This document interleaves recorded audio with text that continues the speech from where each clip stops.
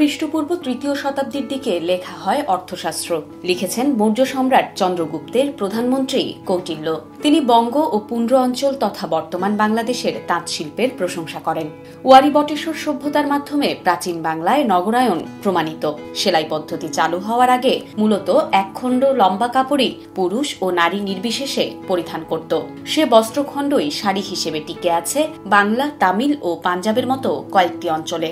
ফলে বাংলার শাড়ির ইতিহাস এখানকার প্রাচীন নগর সভ্যতা কিংবা বস্ত্রশিল্পের বিকাশ থেকে বিচ্ছিন্ন নয়।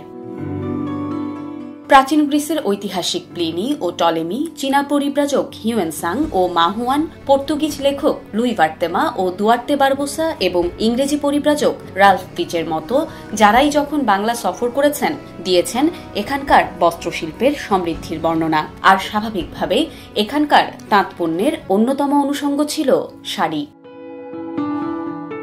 ইউরোপীয়রা বাংলাদেশের যেসব পণ্যকে বাণিজ্যিকভাবে গুরুত্বপূর্ণ হিসেবে বিবেচনা করত তার মধ্যে অন্যতম ছিল তাঁত। সপ্তদশ শতকে কেবল ঢাকা জেলাতেই বয়ন শিল্পের সঙ্গে জড়িত ছিলেন প্রায় লক্ষাধিক মানুষ।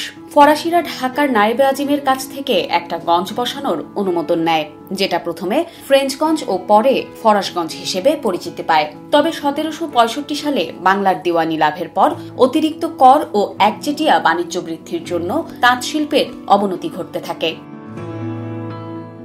বর্তমান বাজারে শাড়ির তালিকায় রয়েছে বেনারসি, জামদানি, সিল্ক, তাঁত, মিল, সুতি, জর্জেট, শিফন, টাঙ্গাইল, পাবনাই, ঢাকাই ও অন্যান্য নাম। রয়েছে batik, boutique, tie-dye, block print, fabric, Nakshi Kantha সহ হাজারো রকম শাড়ি। সিল্ক সাম্রাজ্যে শাড়ি বলতে রাজশাহী সিল্ককেই বোঝানো হয়। সূক্ষ্ম ও নরম মোলায়েম এ শাড়ি ভীষণ আরামদায়ক হওয়ার কারণে এ শাড়ি খুবই জনপ্রিয়। এদিকে ইতিহাসে সবকালে ঢাকাই শাড়ি ছিল আদরণীয় ও কাঙ্ক্ষিত। কবি, সাহিত্যিক, পালাকার, গায়ক প্রত্যেকের রচনায় উজ্জ্বল ঢাকাই শাড়ি। অভিমানী নারীর আবদার, প্রেমময় প্রকাশে পুরুষের, দইতার দুলহার একক পছন্দ হয়ে রচিত হয়েছে ঢাকাই শাড়ির স্তুতি।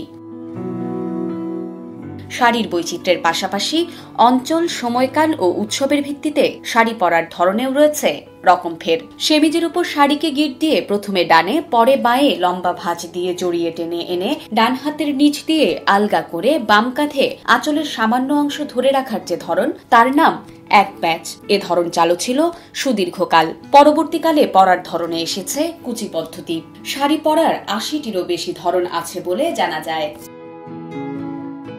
প্রায় অবলুপ্ত মসলিন নতুন আঙ্গিকে ফিরে এসেছে।